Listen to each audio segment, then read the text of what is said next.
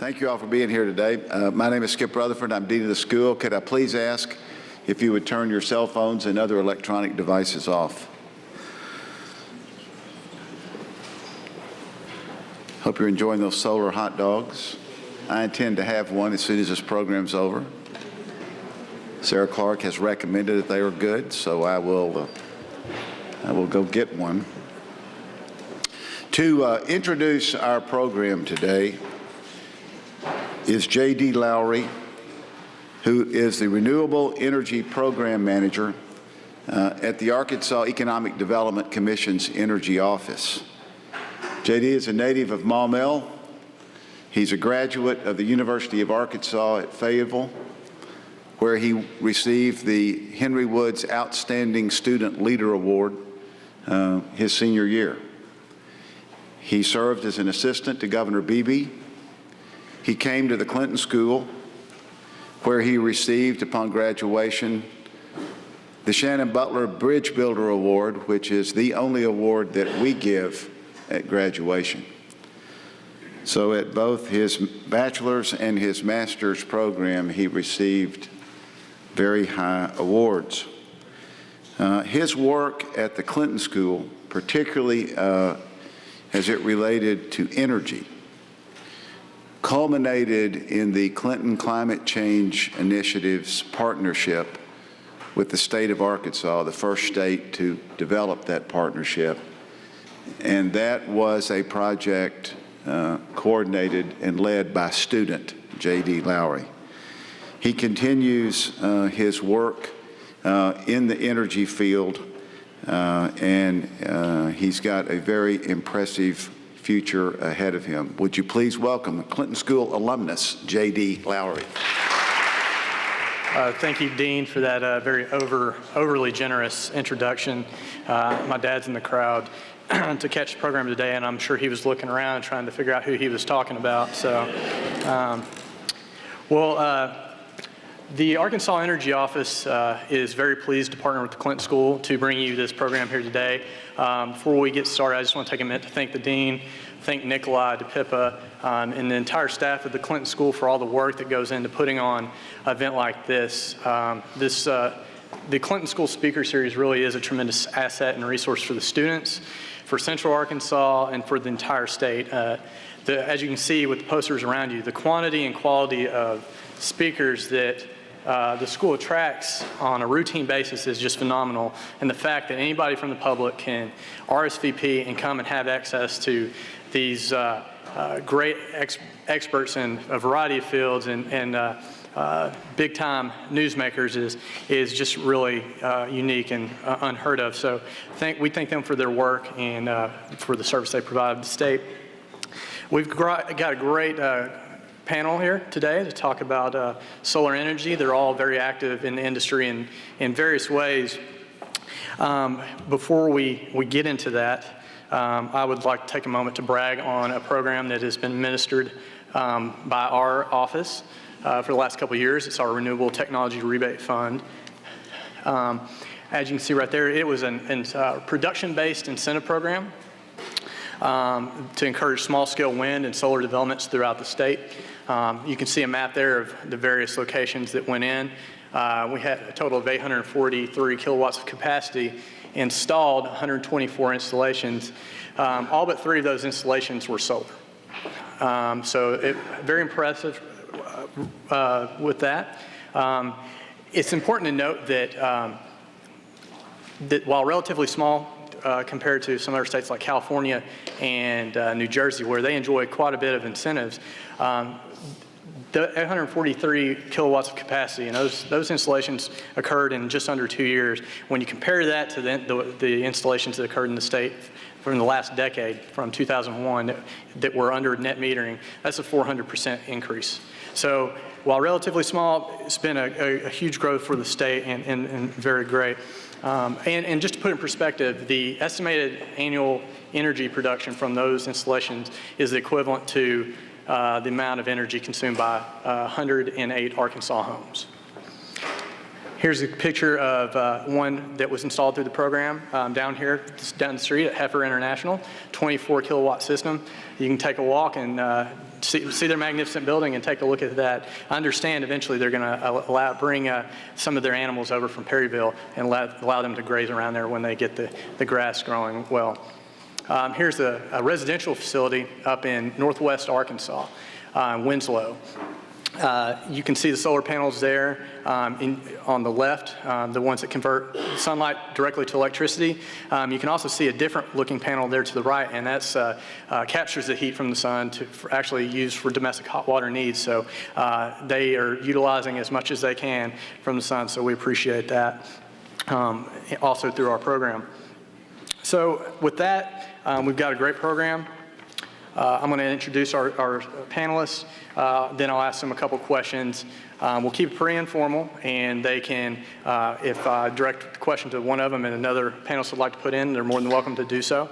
After a few cycles of doing that, then we'll kick out some questions from the audience like normal. So with that, I'll start with Mr. John Smirnow. John is the Vice President of Trade and Competitiveness for the Solar Energy Industry Association. John leads SEIA's advocacy and support of open and fair markets and growing the U.S. solar supply chain and manufacturing base. John also oversees SEIA's environment, health, and safety initiatives. In his capacity, John provides trade policy advice to the U.S. Trade Representative, Administrator of the U.S. EPA, and the U.S. Secretary of Commerce. He's also served as a legal advisor for the chairman of the U.S. International Trade Commission and law clerk to the Honorable R. Kenton Musgrave of the U.S. Court of International Trade. John received his Master of Law degree in International and Comparative Law from Georgetown University Law School, and his Juris Doctorate degree from the Thomas M. Cooley Law School, and his Bachelor of Arts degree from the University of Michigan. Next, we have Mr. Joe Thomas. Joe is the CEO of Magan Solar, President and CEO. He became so in the winter of 2010 with a wealth of highly successful manufacturing experience. Previously, he has managed a multi-million-dollar international portfolio of high-volume, large production manufacturing facilities. Mr. Thomas has a special knowledge and demonstrated capability in the management of existing and startup manufacturing facilities. Mr. Thomas manages $30 million investment at his corporate campus in Dublin, Georgia, and serving the entire Americas. This headquarters also houses a production facility for Magan's high-performance solar PV modules and Magan Solar Academy, a premium training arena offering a broad selection of classes for the PV industry and for professionals worldwide. And last but certainly not least, we have Arkansas's very own Douglas Hutchens. Douglas is an entrepreneur working to commercialize a breakthrough technology to reduce the manufacturing costs of silicon-based solar cells that was developed at the University of Arkansas. Douglas founded Silicon Solar Solutions while he was pursuing his PhD at the U of A and raised seed funding while still a student. This is the most interesting part. Upon graduation, Douglas was able to hire himself as the third full-time employee. Silicon Solar Solutions has gone on to operate in 16 international business launching competitions where they have won over $380,000 in cash and prizes, which included an invitation to close the NASDAQ stock exchange in 2010. Douglas was recognized recently by Arkansas Business as one of the 20 in their 20s and as one of the 5 nation's top new inventors by Inventors Digest. So thank you very much for all of you being here today to participate in this panel. Why don't we just open it up? Why don't each of you give a brief introduction about your organization and their role in the solar industry and why you think that solar is so important to the future of the country. We can start with you, Joe. Good afternoon. Glad to see such a great crowd today. My name is Joe Thomas. I'm CEO and President of Magan Solar. We're a German-based company who came to the United States a couple of years ago and set up our North American and South American headquarters in Georgia. And we think solar is just on the tip of the iceberg in the United States of what it can do. You know, I get a lot of questions, and I was telling the group, a lot of people ask me, so this is an emerging technology, and it's not an emerging technology. It's a very mainstream technology around the world and in different pockets of the United States. But here in a lot of regions, it's something that's new. And it's something that it's just a matter of, from an educational standpoint, as we learn more, as we understand more, I think we'll find how the uses of solar can really help and benefit us across the board, from energy independence to just everyday practical use. And we're glad to be here. We're a full system provider and a solution provider for all solar, for what you need, especially from the residential, commercial, and industrial grade. And we appreciate the opportunity to be here today, JD. Thanks, Joe. Again, John Smirnow, Solar Energy Industries Association. I was SEIA's outside trade counsel for 4 years, and of April of last year, so I've been there almost a year now. Became VP for Trade and Competitiveness. I got into the international trade field in law school. Grew up just north of Detroit, and really saw firsthand what international trade, the impact that it can have on U.S. companies, both from a positive aspect as well as a negative. And so at that time, I committed myself to developing a skill set to help U.S. companies compete, and have really dedicated myself to that. What I like about solar is we're growing an industry. We're growing an American industry. And solar is global, so a company like Magan has ties to Europe. They utilize the full global solar supply chain, but we're also going to build a very strong, healthy, full global solar supply chain in the United States. Everything from polysilicon to ingots to cells to PV modules. But the supply chain actually goes beyond that. It includes gravel. So if you have a big solar array and you don't want to have sheep around the heifer field, grazing on the grass, you'll lay down gravel to supply that. So the company that makes gravel, there's an opportunity for them. Big solar array has expensive equipment. Chain link fence manufacturers. There's an opportunity for chain link fence manufacturers. There's actually a first solar project out west that's going to use 5 miles of chain link fence. So chain link fence manufacturers are part of the solar supply chain. Pipe and tube manufacturers. I know there's a big pipe and tube manufacturing facility here in Arkansas.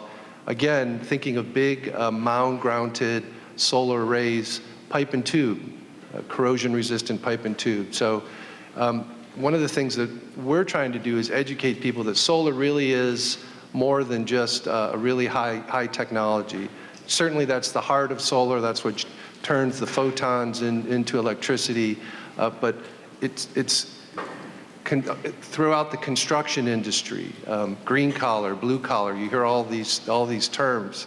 At the end of the day, electricians, roofers, forklift operators. So you have a big distribution warehouse out in Savannah bringing product in, solar-related products.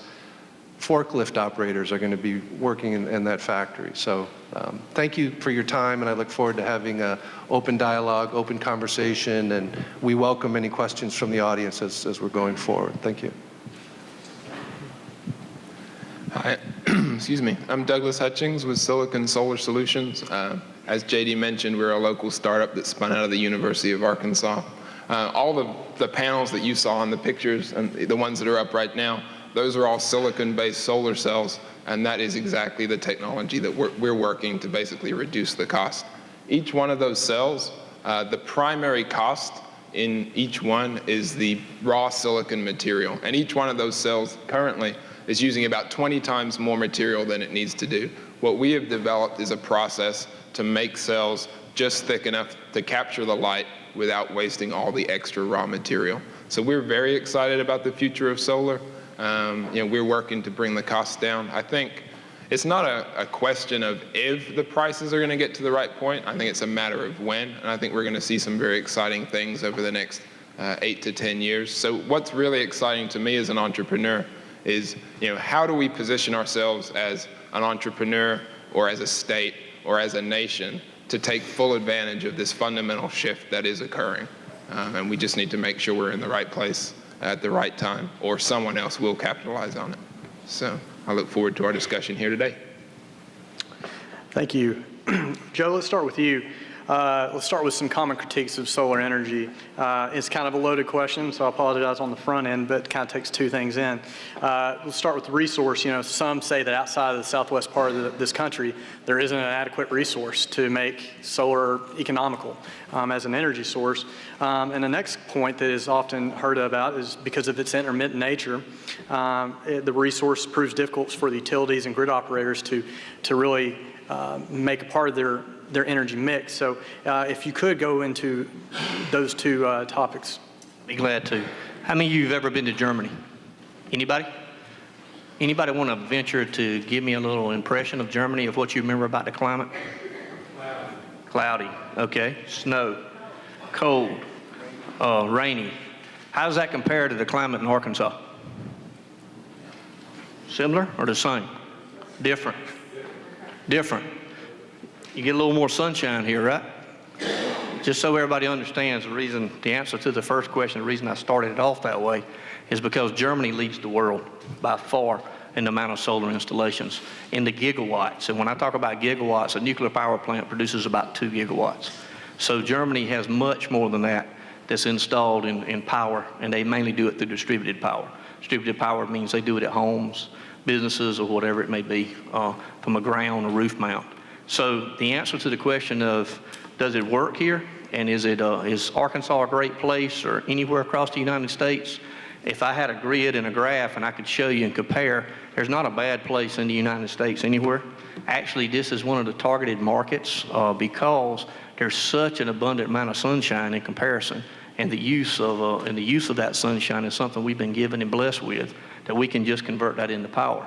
So the answer to that is, JD, is yes. It's a wonderful place, a wonderful opportunity, and in comparative to the Southwest, as you can see in the radiation grid that JD put up, you see a lot of orange out into the Southwest, and so that shows, when you look at this radiation grid, it shows sunlight hours and how much it goes about, and the darker the color, the better, is from an orange or a yellow standpoint. The blue means it gets less sunlight, so if you compare Germany to the United States, you can really see a huge difference. And you can see the potential and the vast potential the United States has for the use of solar. The other thing that's a little misconception, everybody thinks the Southwest is so much better because of the orange. Well, actually, the properties of solar, the way it works, you can actually get it too hot and get some degradation. You can get it too cold, but it takes an awful lot to get it too cold. It takes a lot to get it too hot. So the prime opportunity to use solar is actually in a pretty pristine environment, actually a little bit cooler, and with good sunlight hours actually even works to the optimal effect. And so an area such as Arkansas or most of the other parts of the country really is ideal. And there have been multiple studies done that shows, and actually there's one from Arizona State University that shows that Arkansas is one of the 6 best in potential for producing power from solar in the United States. And so just tremendous opportunities there. And then as far as, JD, as far as the instability on the grid, that is a question we get asked a lot. One thing to note is the technology, when I said this earlier, it's an emerging market for us and an emerging something for most of us to kind of think about, that we could produce our own power. Most of us are power users. We're not power producers. When you start using solar, you become a power producer for yourself, or for, if you're doing it for something else to add to the grid, you may do it for someone else as well. But the thing about it is, all that technology already has built into it, such as there's a piece of it called an inverter that automatically regulates the grid and automatically shuts down if it runs into anything, or for some reason a power line goes down or anything else. So the stability to the grid is already kind of inherently built into the systems. Now there is an up and down with the load that you can see on large scale applications, but for most usage that you find of solar and the most practical uses of it from distributed power, you would find that you're going to use it to try to offset your own power needs. And when you're offsetting your own power needs, that's the impact of that is very minimal. Plus there's some technology called smart grids that is out now that actually helps monitor that as well. So that particular activity and the particular concern of that is very, very minimal, JD. Well, thank you for that. John, this next question is for you. Excuse me. You know, what does it cost right now? I mean, that's the next question people will ask is, what is it going to cost me? Where are we in terms of grid parity? You know, there's a lot of information out there. One manufacturer claims that their thin film technology will be viable at grid parity in 3 to 5 years. And then a study came out recently in December that stated that the levelized legitimate cost of energy is competitive with fossil fuels now, and then you'll read an article that says it's nowhere close to that. So where are we really in terms of the cost on the consumer? So the cost question, grid parity, what is grid parity, is really a lot more complicated than I think it's given credit for. Grid parity is a state-specific issue. It could be regional. It could be within the state. Grid parity is also, I think it's generally recognized as the price that the consumer pays at the retail level. And if solar can get to that, then we're at grid parity. Well, if you consider that solar is producing during the peak hours of the day, when electricity retail prices are the highest, in many places within the United States, we're at grid parity today, and in a non-subsidized environment. Now, there's a 30% federal tax credit, which pulls that down, your cost of investment down. But when you're looking at pricing for electricity, you have the retail price, you have a commercial, industrial price, and then you have the wholesale price. At the retail level, we were talking about this at lunch today, most places in the United States, when you're looking at those peak hours, we're already there, we're already at grid parity. Prices are coming down dramatically. Especially for the equipment. We saw over the course of the last year, equipment prices fall 60, 70% in some instances. There are also a lot of developments in new technologies for other than the module balance of systems, microinverters, where you're actually taking the device that converts the DC electricity that's produced by the module to AC electricity. It has to be converted before it's fed into the grid. Generally, that's done in a residential sector on the side of your house. We now have technology where you're moving that device, you're shrinking it down to about the size of this, you're attaching it to a module, and you're making the module more efficient. A more efficient module then means that all of the other modules that are connected to that, or the solar array, are also more efficient. So, great improvements, lots of efficiency increases, making cells more efficient, reducing the silicon costs. I think you see studies that say 3 years, 4 years, 5 years. 3, 4, 5 years ago, people would say that the prices today are going to be where they are today 3, 5, 6 years down the road, and that's all been accelerated. So, it really depends on what is grid parity, what is your definition of that. I think for me, the focus is retail first and foremost, during peak hours. And when that's your measure, in most of the United States, we're there today. Great. Douglas, we'll shoot this one to you. There have been some thin film firm technology groups that have been struggling over the last couple of years, some more famous than others, due to what was really an anticipated drop in the traditional solar technologies that John just referenced. I mean, I think Secretary Chu of the Department of Energy said there was silicon prices dropped 72%, or the price of those modules dropped 72% in a 2-year time span. So really, since you're working on this very type of technology, how do you adjust, and what's your strategy going forward?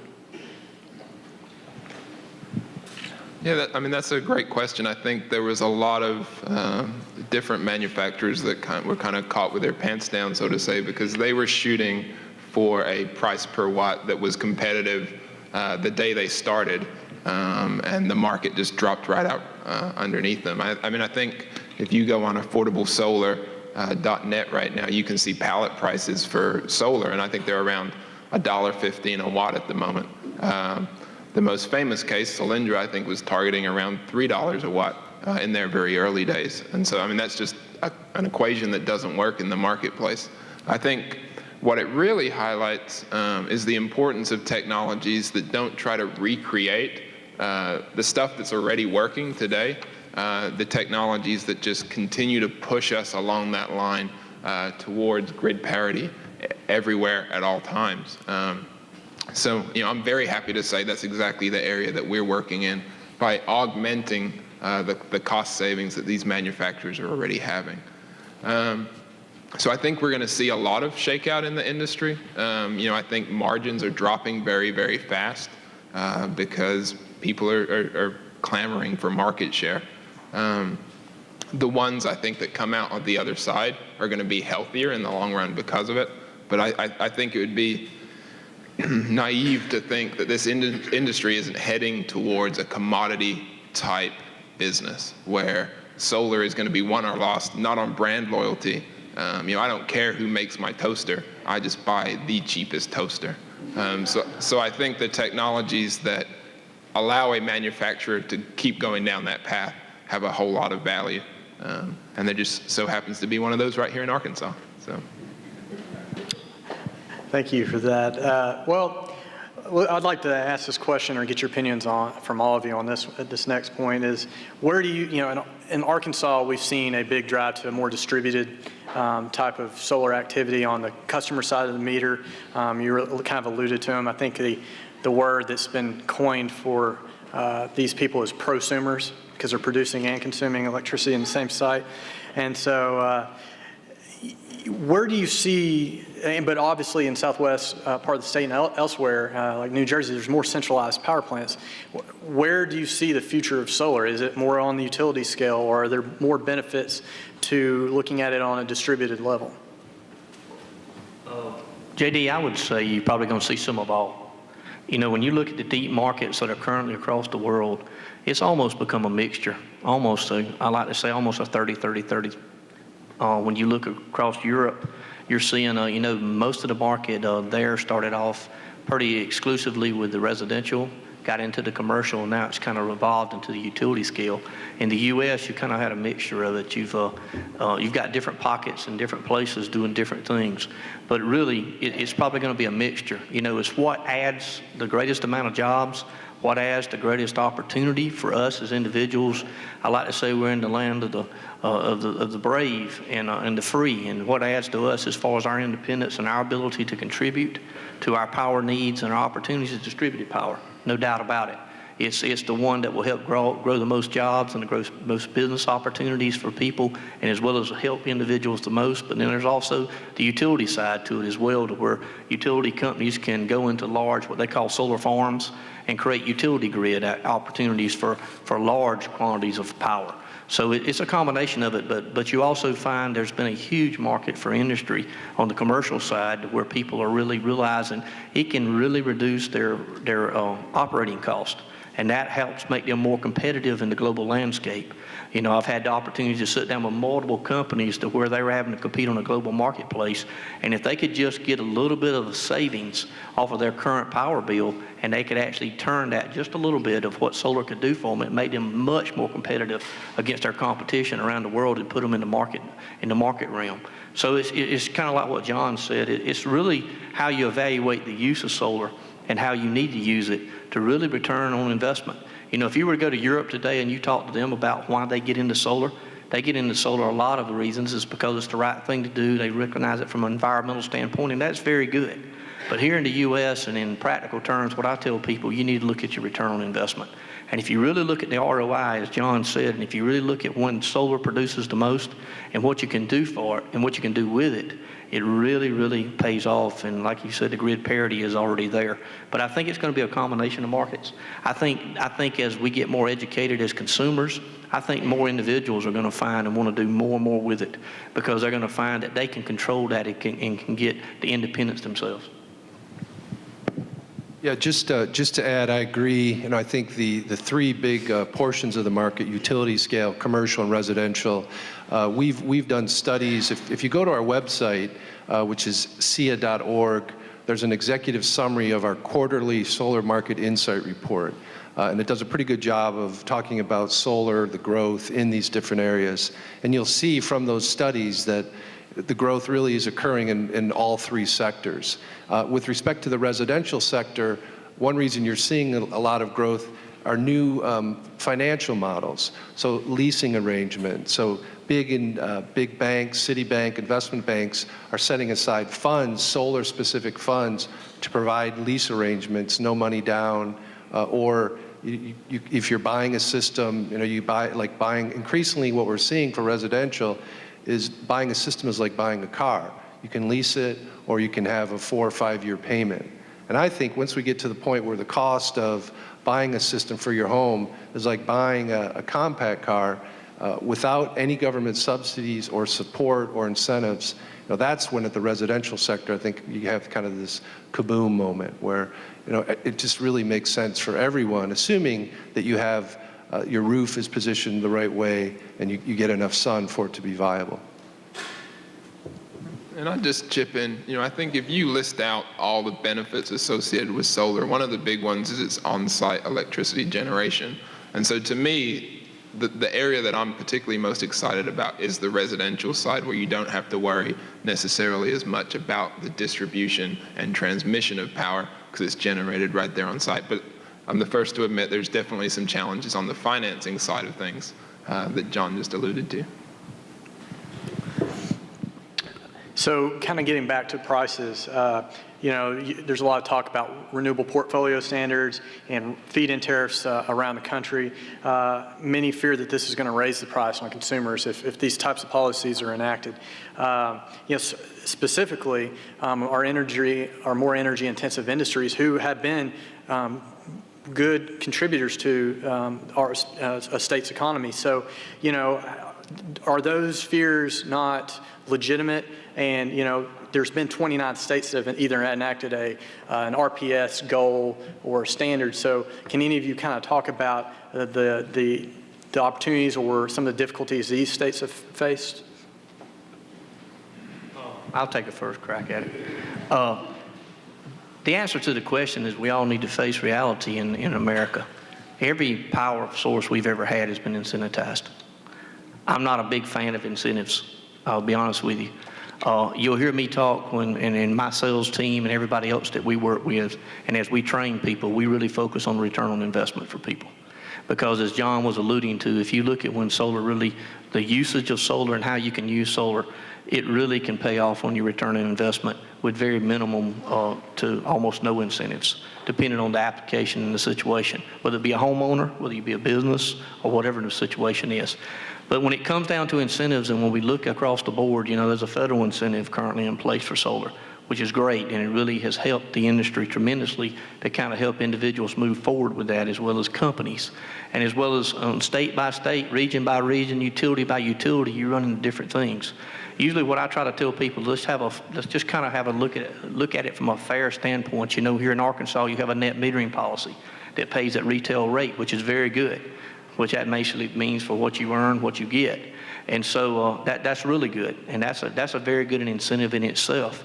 As far as when you get into other more extreme incentives, you've had places like New Jersey and California and other pockets of the country. You take the New Jersey model where there was a tremendous amount of incentive thrown into the market, which created a huge SREC market, which created basically a trade market. And that drove a lot of solar activity across the market space. And then that got cut back. And then when it got cut back, and all of a sudden it really slowed down the market, and it created, I say it sometimes creates some falsification in the market to where people start moving in one direction, and the security of it is what everybody's looking for. So, the incentives are good. The incentives have been there for whether it be coal, nuclear, gas, whatever we've done, we've always incentivized it to some level. I think the levels that we need to incentivize solar is very minimal compared to some of the others that you find, the other fuel sources that we're currently using.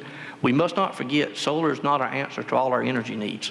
Solar, wind, or biomass, or any others. It takes a portfolio of coal, nuclear, solar, wind, biomass, all of it to really meet our energy needs, because we're all big energy users. Until we get to the point, as Douglas was saying a while ago, that we really grasp that we can really be producers of energies at point of use. And that's really what solar allows you to do. And you can do it quicker with solar than you can any other technology. And you don't have to wait years and years to create plants or anything else. You can actually have distributed power and generate it very quickly at a point. But, does it help move the product along? Does it help move the industry along? Does it help us as consumers? Yes, it does. And the money that is spent for all of us from an incentive standpoint that does get thrown into the mix is very minimal compared to when you compare it on a broad scale to what we're doing across the board. Yeah, and I agree with that. You have to, when you think of the cost of solar, you have to think of the preferences, the subsidies that solar receives relative to other forms of energy generation. But one important point is that of all the forms of electricity energy generation being discussed today, solar and wind are really the only two where we're actually talking about that source generating electricity in a subsidy-free environment. And that's critically important. I don't hear any, for the other forms of electricity generation, people saying, well, you know, we need these subsidies only for a couple more years and then we can keep doing what we're doing. That's the conversation with solar. So we're moving within 3, 4, 5 years to a subsidy-free environment. That's the expectation, that's the demand. But to get there, you know, we need time. We're moving quickly, we're getting up on our feet. Another thing to remember too is that the U.S. isn't the only country that really wants this industry, that really wants to grow a solar manufacturing base.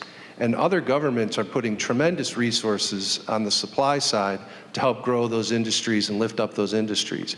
And so, in many ways, U.S.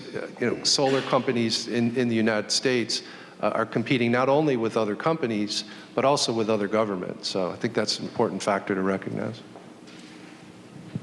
And I'll just throw in something from a slightly different perspective. We're ramping up to the point where we're considering solar manufacturing in Arkansas. And one thing I think an RPS signals is a vote of confidence and a vote of commitment to the industry. Venture capitalist business in general hates uncertainty. And so I think without a strong signal that, yes, this is an industry that we're interested in and that we're committed to in some fashion, I don't know the details, I'll leave that up to people hopefully a lot smarter than myself, but there needs to be some form of commitment. And I think that can unleash a lot to come behind it. So. Great. Well, let's shift into some recent activities that can impact the economic development opportunities in the near future, near and long term, really. And I'm definitely interested to get John's take on this, as this is, directly relates to what he does, and as well as the others, because it will certainly impact them as well.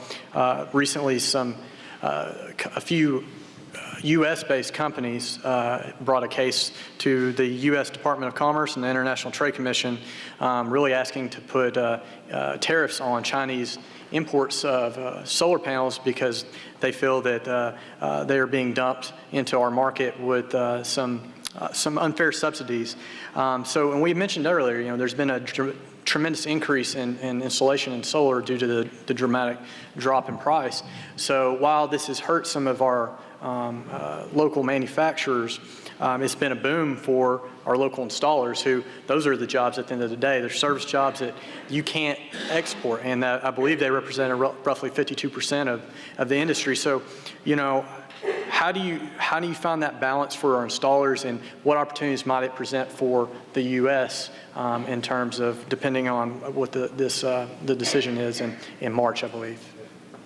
Well, as I stated earlier, I believe that the U.S. needs not just one segment of the solar supply chain.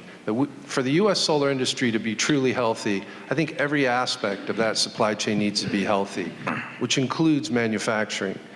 Manufacturing, and a lot of this comes from my roots growing up and working in a small manufacturing facility where I used to work on a lathe, make diamond cutting tools. A lot of innovation takes place on the factory floor. As you're thinking of running your equipment, your modules through an assembly line, you kind of actually the engineers have to see that process. And if you don't have manufacturing in the United States, I think you lose a lot of that innovation. The R&D, the U.S. right now, I think, is the leader in solar R&D innovation and then getting to pilot scale. But where we're not doing all that well is going to scale, commercial scale. And I think we really need to. I think we really need to focus on that, whether it's through tax credits to help manufacturing, lower corporate tax rates for U.S. manufacturing facilities. But again, in the international trade context, SIA, and we support open, free, fair markets. We support a rules-based global trading system. And that rules-based global trading system means that there are rules. And it means that parties have rights and parties have obligations. And in this case, the petitioners have every right under US law and international trade law to bring their petition to ask the US government to investigate this. The process that is going on at the US government right now is transparent, relatively, I think fair. Well, it is fair. A lot of people on both sides could take issue with that. But it's there for a reason. So you have a right to bring a case. Conversely, parties have a right to defend themselves in that case. And one thing that SIA is working on, we're not involved in this specific case, because even if we wanted to try to influence the case one way or the other, these are fact-finding proceedings. Think of it as litigation between two parties at a district court and the trade association trying to get involved in that litigation. There's really no role for a trade association to do that. So even if we wanted to get involved, we wouldn't really be able to move the needle one way or the other. But what we are working on is educating our members, educating industry on the rules-based system. What does it mean for a company like Magan that is operating the US market, importer, importing from China, importing from other countries? How will this case affect them? In addition, we think it's really important that people recognize in a rules-based trading system, while litigation is critical, so the petitioners have every right to bring this case, negotiations are also a critical part of the global trading system. So we're working collectively with other leading national solar trade associations, the European PV Association, the Chinese PV Association, the Japanese, the Taiwanese.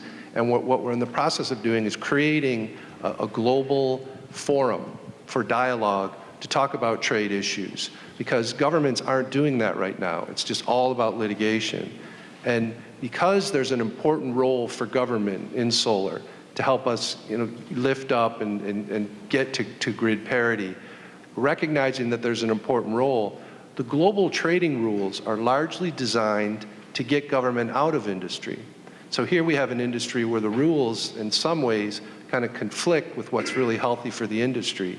And nobody's having that dialogue. What does that mean? Does solar, do renewables really fit into these global trading rules? And that's, we think, is a critical dialogue to have. And so we're working with our governments at the national level to try to create that dialogue, whether it's within the OECD, whether it's in the United Nations and the Rio +20 events that are coming up, as well as at APEC, which is the Asia-Pacific Economic Cooperation.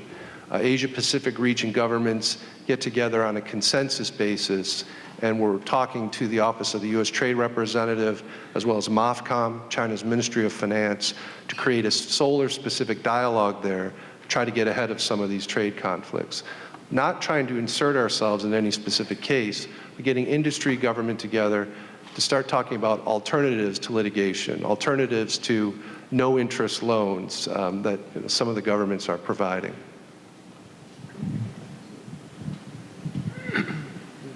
And it's actually created a pretty interesting market for technology companies such as ours. Obviously, there's a lot of downward pressure on prices, and so manufacturers are looking for technologies to either keep up or to pad their margins in some way. So I come from a little bit of a biased perspective, but that creates an interesting marketplace for new technologies.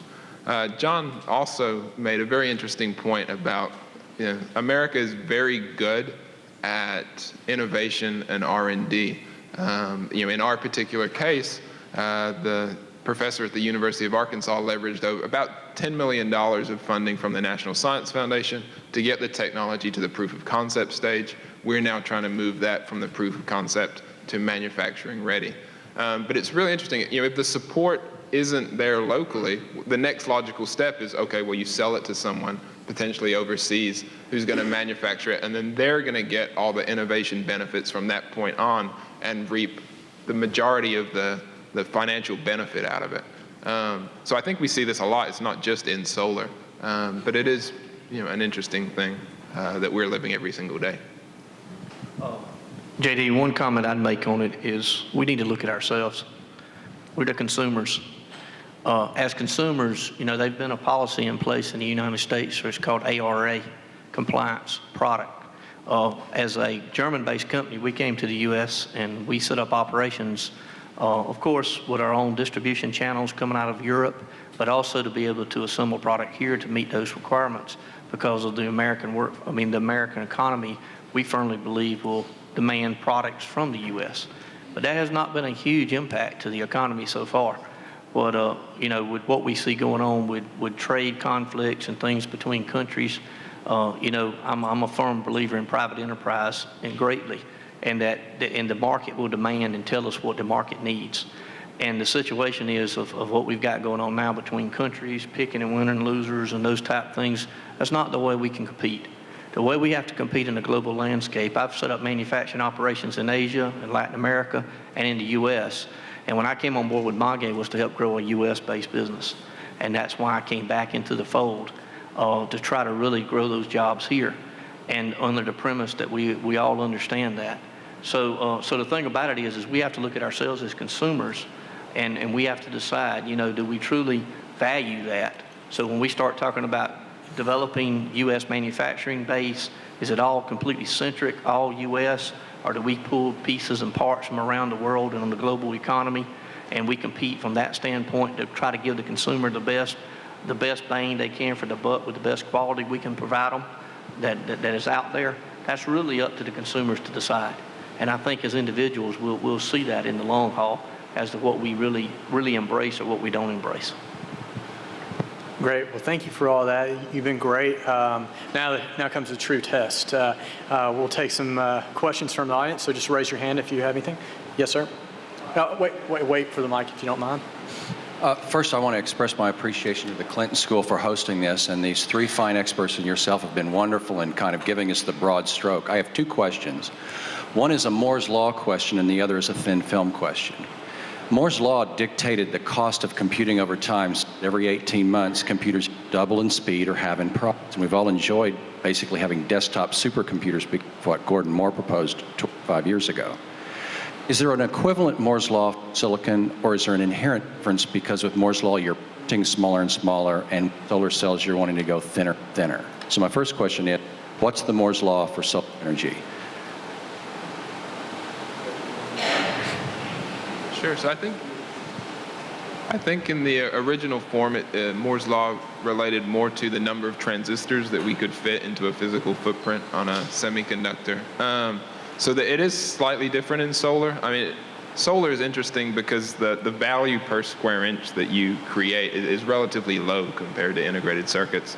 But I think if there's a plot out there, I don't know who did it, maybe NREL, the National Renewable Energy Lab, that shows prices over time for solar come down roughly about 7% per year.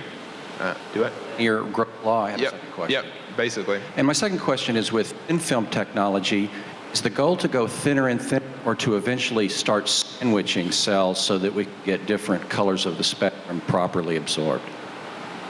I mean, so I guess there's trade-offs with every technology. I mean, I guess the end goal is to get a solar cell that's efficient enough that can be made at a low enough cost that it makes sense to install it on your roof. So multi-junction, where you're trying to capture multiple different wavelengths of light, are one way to do that, but that typically adds manufacturing complexity. So wafer-based cells today are typically 200 microns, something like that thick. You only need about 3 microns of material to capture all the sunlight that you need.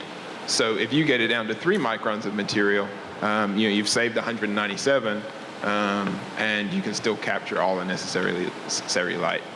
So what we're working towards is about a 15% efficient thin film using silicon, which is a very well-known material. We have one more. And we thank North Little Rock Mayor Pat Hayes for being here today with us. Thank you very much. And again, thanks to the Clinton School and Dean Rutherford for putting on these. They're just almost too voluminous to be able to take advantage of as many of them as are out here. And certainly this one is a high priority for all of us. Now, my question has to do with utilities. There are basically 3 general categories, from municipal power to IOUs to co-ops in terms of the distribution. And obviously, there's going to have to be a parent partnership in terms of moving this industry forward. How are you finding the three different categories? I know we in North Little Rock have the largest public utility in Arkansas and are aggressively trying to pursue the kind of partnerships that address feed-in tariffs and net metering and those kinds of things that would certainly be a market incentivizer for us to be a partner with both the residential as well as the commercial and industrial. So I guess my overall question is, how is the industry in terms of the partnerships that you need to have with those of us that are distributors in terms of accepting and trying to partner with the solar industry? That varies greatly across the country, depending on where you're at and depending on which utility. One of the first things I always tell people is the high 90 percentile of this whole market is grid tied. So that means that you're tied together and it's a partnership between you and the utility. So you have to actually, you and the utility have to sit down and come to an agreement. You know, some utilities follow national trends. There are some of the bigger utilities and what they do. Other utilities and co-ops do their own thing. You know, we see variation in net metering policies. You know, some net metering policies pay wholesale rate, some net metering policies pay retail rate, which is the standard that you find in most places. So it really greatly varies. And it also, the adoption of solar can really be dictated a lot by the utility. If the utility is really wants to see something and really wants to take advantage of the distributed power that they can gain from that, then you'll find a much more open permitting can go much quicker. Everything about the process can go very rapidly. Other places, it can be a situation that where it's either an educational standpoint, maybe they just don't understand, or maybe they're just not there on their roadmap to looking at their portfolio of their power that they actually want to bring on solar into the mix. And when that's the case, it can be very difficult to try to get things to take place. So it really, really varies widely. You know, I can see it from county to county, city to city, region to region, to municipality to municipality. I see it. I see some municipalities that they can't get enough. I see some regions, some utilities that they want as much as they can get to start adding to their portfolio. And then I see some areas that don't want to touch it at all. And the biggest hindrance that I tell people all the time with solar is usually education. It's really the myths that are out there about what will or what won't and how it does work and how it doesn't work and the cost of it and those type things. It's really, you need to really do a good analysis and understanding. But it will always, in most applications, be a partnership. Where it will not be a partnership, and what I tell people all the time, I said solar and the utilities really should be a really good mesh. Just because of all of us that use power at home, if you're going to put it on your roof, you're going to put it on a ground mount or whatever you're going to do, and you're going to tie it to the grid, you're going to make that investment to actually to produce that power. That's not being made by the utility, but you're going to use those infrastructure and all the lines and the wires and everything that they've done and they maintain so well. So you're going to use that in a combination. So it's a really good partnership that goes on there. Where it's not a partnership is whenever you go off grid. And the battery technology that continues to move forward, one day that will be an option. It's an option today. It's just a more expensive option, a very costly option comparative-wise. But it will be, and it is continuing to be developed rapidly to make that more of an option. But just to answer your question, it really varies. It really varies from who you talk to in each region. Bob? Just to follow up quickly on that, traditionally utilities have not been a part of our trade association, and we're SEIA's 1,100 members with a national solar trade association. There's another solar trade association called SEPA that represents primarily the utilities. And recently we've been working hard to grow the industry's relationship with utilities. So I'm optimistic that we're going to make progress. Several utilities out there that are very engaged, very proactive, very excited about solar. So I think a lot of work to be done. Education's critical, but I think we're headed in the right direction. Just one quick follow-up observation, and that is that as you note, Arkansas has really got a great advantage because of the cost of peaking power, and solar tracks that line where the most benefit that we would receive is the time when our power would literally cost the most. And in terms of our generation, one of the things that I've been shared with me is that the more that we can levelize our load as a utility distributor, the better that we're going to be able to pass on better rates to our customers. You're exactly right. And we see that across the board. If you go see market studies and market data, there's certain states that are a lot more active in solar that you'll get a lot of information on. But there's a lot of other states across the country that you don't get. In Arkansas is one, Georgia, where our headquarters is one, because they don't have an RPS, as you mentioned. Well, RPS just means that there's a commitment. That means there was a verbal commitment. That doesn't mean there's an actual commitment sometimes. That's really what people are doing. But what we find is exactly what you said. In the peaking, and as John said earlier, if you look at solar for what the real benefit of it is, it's really during those peaking times, and for states like Arkansas, Georgia, the Southeast, and across the country, it really pays off, and that's why we say grid parity is already here for those applications. The problem is for most of us, and I could just do it by a raise of hands, but I've done this in crowds before. How many of us know how many kilowatt hours we use per month? We're better than most here. How many of us know how much our electric bill is in dollars per month? You see the difference? And what he's describing is a huge difference. It's because most of us don't understand our energy use and our energy consumption. And once we understand that, that's when you start peeling back the onion and saying, wow, okay, this does make a little sense to me. But it needs to be used in the way that's practical, that really returns an investment to you. And the thing about it is that's the way to kind of position yourself, and I think that's what you're alluding to. We got time for one more question back there. Yes. Could one of you speak just a little bit more about Cylindrica, what went wrong, what lessons were learned, and how the industry can move forward from apparently the blinders that they had on?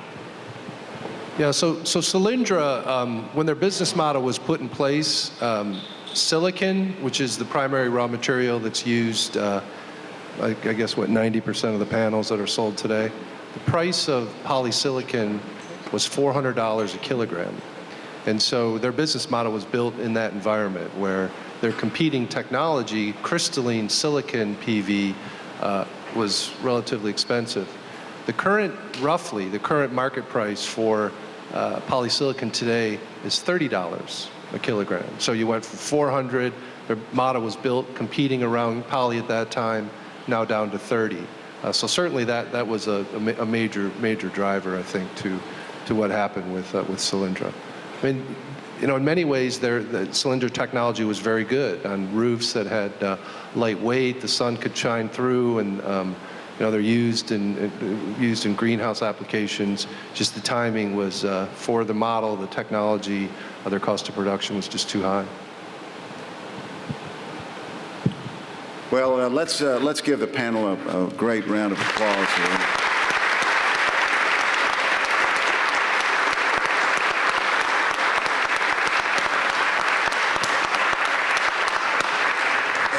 And let's also thank J.D. Lowry and wish him a happy birthday today. Today is J.D.'s birthday.